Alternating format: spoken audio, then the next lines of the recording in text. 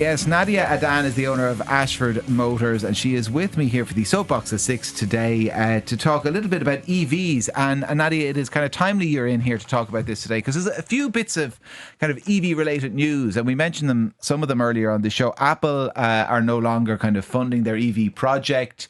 A couple of weeks ago, Volvo announced that they were pulling funding from their Polestar. People might have seen a couple of those Polestars, and only a couple of them. I think that's the issue on the roads in Ireland. And BMW's kind of diverting some of their EV budget towards hydrogen powered cars as well. They have a pilot project in South Africa. You have an issue with EV trade-ins. So what's the problem there? Yeah, hi Kieran, thanks for having me on. So look, what I'd say is I'm not against EV as a whole. This is an opinion of mine as a small business owner, and the way things are with the electric market currently, it's just so unsustainable with pricing that I did come out publicly to say, look, currently I won't be taking trade-ins of EVs or buying them in, especially if they're out of manufacturer warranty. Because the pricing at the moment is just like the stock exchange. You could buy one for 50 grand one week, next week put up for 55, and then it's worth 40. My small business couldn't absorb such a big loss like that. That's what is pushing that factor is supply. There's a lot more supply than there was demand. So when we look back into the pandemic years, there was very little supply. There was a lithium shortage. There was chip shortages. That's not there anymore. We're seeing more Chinese brands come into the market, which is boosting the supply. We're seeing a lot of people hand back the keys to EV in the UK and in Ireland. I used to get, 2-3 calls a week of people trying to get out of electric cars back into their diesels and even downgrade into older diesels. And now those calls are 5-6 times a week. And I can't be that person that tells them that the car that they spent 80 grand on 8 months ago is now worth 30 or 40.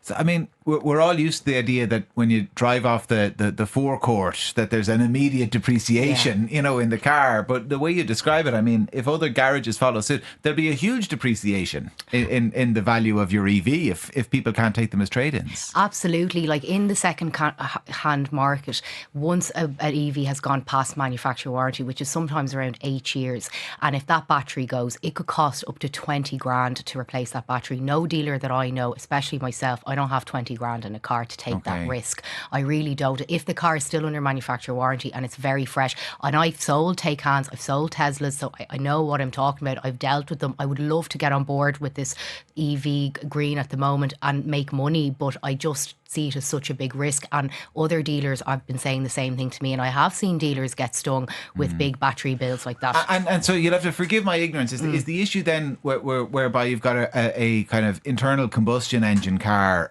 your old-fashioned car, your standard car, that when it gets 8, 10, 12 years old, there's going to be a few bits and pieces wrong with it, but in all likelihood, they're easier fixed and more cheaply fixed. Whereas there's one big thing that kind of goes bust on an EV. Yeah, absolutely. So I remember about 10 years ago, timing chains with BMWs were a massive issue, and they were really, really expensive to fix at the time. Now they're only about a grand, whereas back 10, 20 years ago, they were 10 grand or whatever it was. So it's kind of the similar that we're just not just there yet. It's like the iPhone, the technologies, it's changing so much every year. And also after it's in warranty, or whether it is still in warranty, if the battery does go, these kind of warranty companies will say, did you keep it under a room temperature? Did you go over your mileage? So, you might get caught out another way.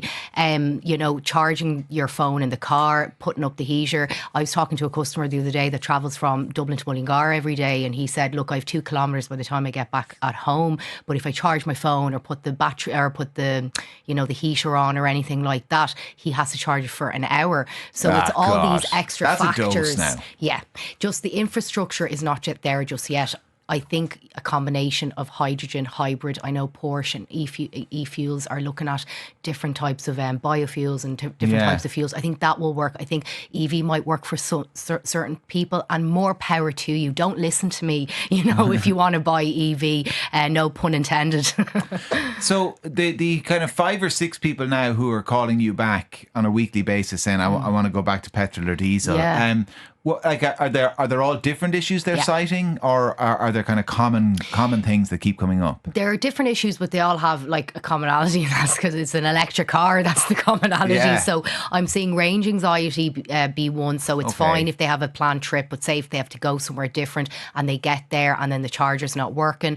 The other one was, I was talking to a guy yesterday evening actually, and he said he actually has charger anxiety, that when he actually gets to the charger, there's 3 people ahead of him, or one's Okay. broken down. And also talked to another person who said he thinks he has a ghost living in his EV, because he gets into it and the aircon comes on and then it goes back off, and then he gets back into it and the battery range has decreased. We've also seen, like, I don't know if you heard in Germany over Christmas, all the cars that got stuck on the autobahn, and of course the people in the cars had to put on their heaters in the electric cars, and the people who had diesels could just go, whereas the people who had to put their heaters on electric cars, they couldn't move the cars, and they actually had to get craned out of there, because you can't just tow an electric car.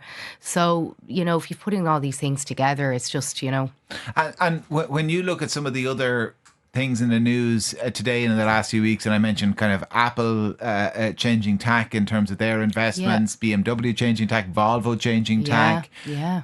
Because I wouldn't know, and I'm trying to get a sense of whether this is just kind of a bump in the road, kind of pardon the pun, for EVs, and whether kind of sales will continue to increase, or whether they've kind of had their day.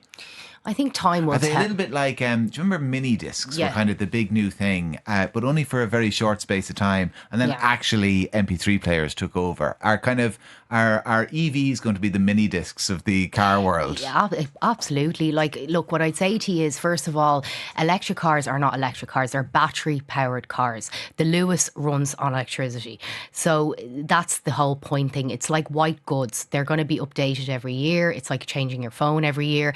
And it could work for some people, if you go from A to B and it fits in your life. But I just think as a long-term solution, it's not going to be the one shoe fits all.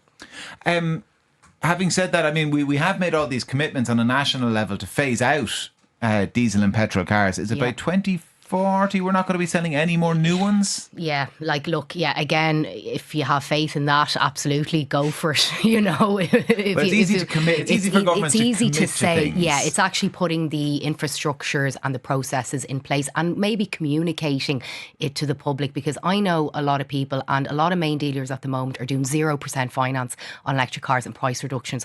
There you go. Ask yourself that question. Why They just can't get rid of them. Can't get rid of them. And if you look at, say, a kind of a middle income family that sees that, it's kind of like candy to a baby. And then say in 8 years' time the warranty's gone, a battery goes as 20 grand.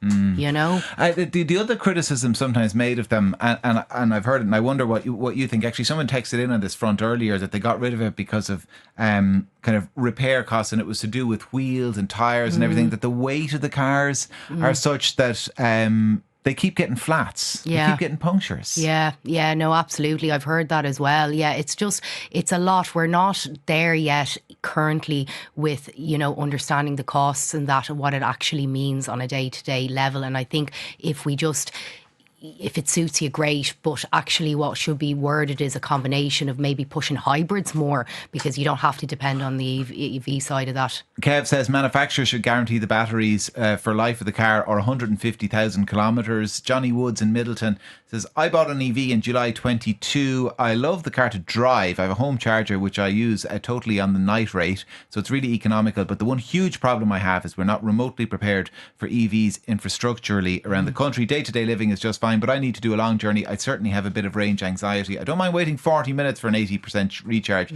but availability of chargers is a huge concern, which speaks to the point that you brought up, Nadia. Someone else says, what does Nadia think about plug-in hybrids? Yeah, absolutely. I think they're a kind of the two lesser evils. I know, I'm only messing. I think they're a great solution. I am selling hybrids. I continue to sell hybrids because you're not really depending on the electricity side of it. Like, I actually own a BMW i8 myself, and that's a plug-in hybrid, and I never plug it in. It self-charges and that, and absolutely love them.